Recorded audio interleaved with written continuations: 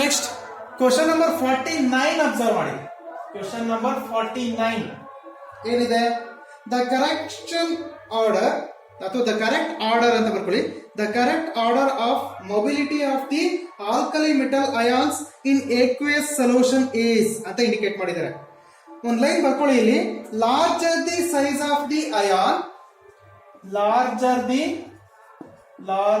the size of the ion, larger the size of the ion, lesser is its hydration, lesser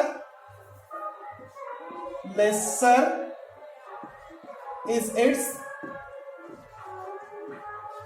hydration, lesser is its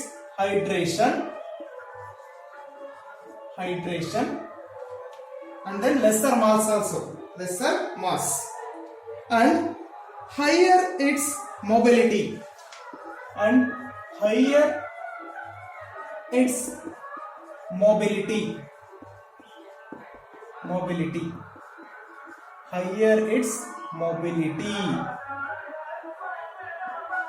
ಅಂದ್ರೆ larger size ಇದ್ರೆ mobility ಜಾಸ್ತಿ ಇರುತ್ತೆ, lesser size ಇದ್ರೆ mobility less ಇರುತ್ತೆ.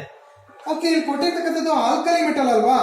Alkali metal ನಿಮಗೆ ಗೊತ್ತಿದೆ, lithium, sodium, potassium, rubidium, caesium and then francium ಅಲ್ವಾ? Down the group atomic radius ಏನಾಗ್ತಾ ಹೋಗುತ್ತೆ? ಇನ್ಕ್ರೀಸ್ ಆಗ್ತಾ ಹೋಗುತ್ತೆ. Down the group atomic radius increases, atomic radius increase ಆಗ್ತಾ ಇದೆ ಅಂದ್ರೆ ಮೊಬಿಲಿಟಿ ಕೂಡ ಡೌನ್ ದಿ ಗ್ರೂಪ್ ಏನಾಗ್ತಾ ಹೋಗುತ್ತೆ? ಇನ್ಕ್ರೀಸ್ ಆಗುತ್ತೆ. ಬಟ್ ಇಲ್ಲಿ ಕೊಟ್ಟಿರ್ತಕ್ಕಂಥ ಆರ್ಡರ್, ಸೂಟಬಲ್ ಆರ್ಡರ್ ನಾವು ಯಾವ್ದು ಬರೀಬಹುದು? Yes, rubidium plus greater than that of potassium plus greater than that of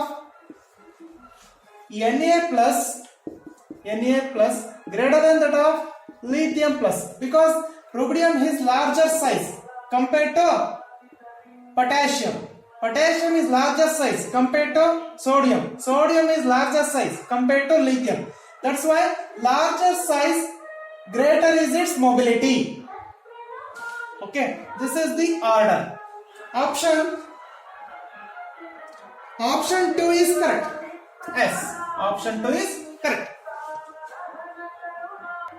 Okay, question number 50. Observe it. Zinc gives H2 gas with H2SO4 and HCl, but not with HNO3 because ಅಂತ indicate ಮಾಡಿದ್ದಾರೆ. Almost all ಇದನ್ನ ನಾನು already theory ಹೇಳುವಾಗ ಹೇಳಿದ್ದೀನಿ. zinc gives H2 gas means it will reduce the hydrogen. Zinc reduce the hydrogen, ಹೌದಲ್ವಾ? and then H2SO4, but not HNO3 because NO3 minus present in HNO3 alva.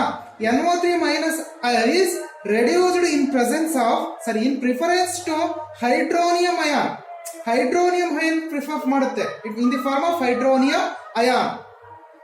Okay, NO3 minus is reduced in preference to hydronium ion. That's why zinc does not react with HNO3.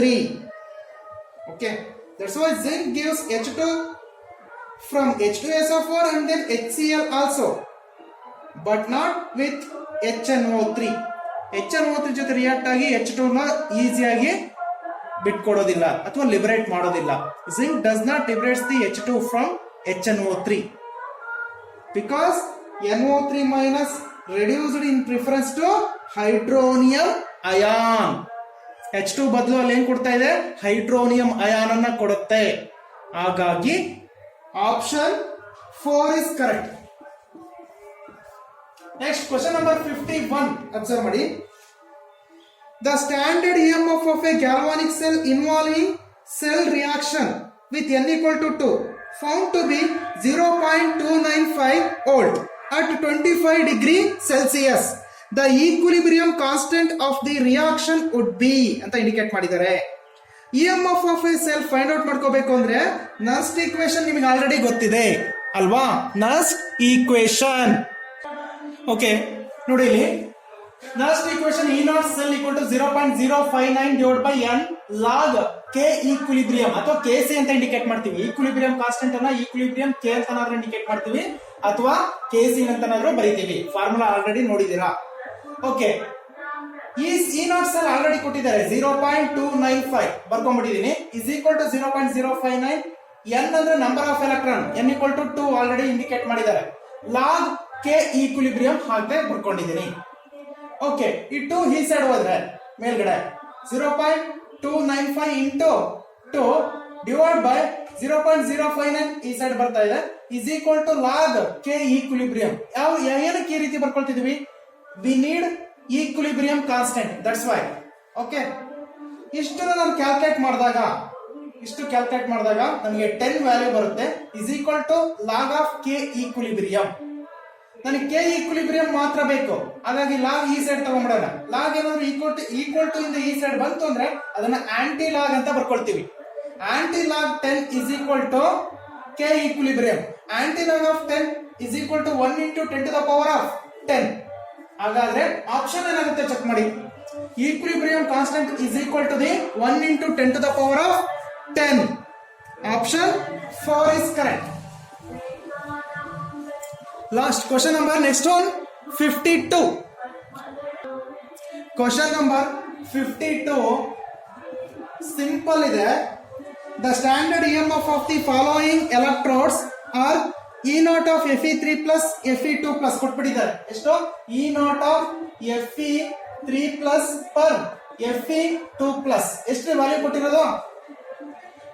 Fe3 plus Fe2 plus 0.77 volt. 0.77 volt. Okay, next ಇನ್ನೊಂದು ಏನ್ ಕೊಟ್ಟಿದ್ದಾರೆ? E naught of Sn2 plus per Sn ಕೊಟ್ಟಿದ್ದಾರೆ. ಅದರ value ಏನಿದೆ?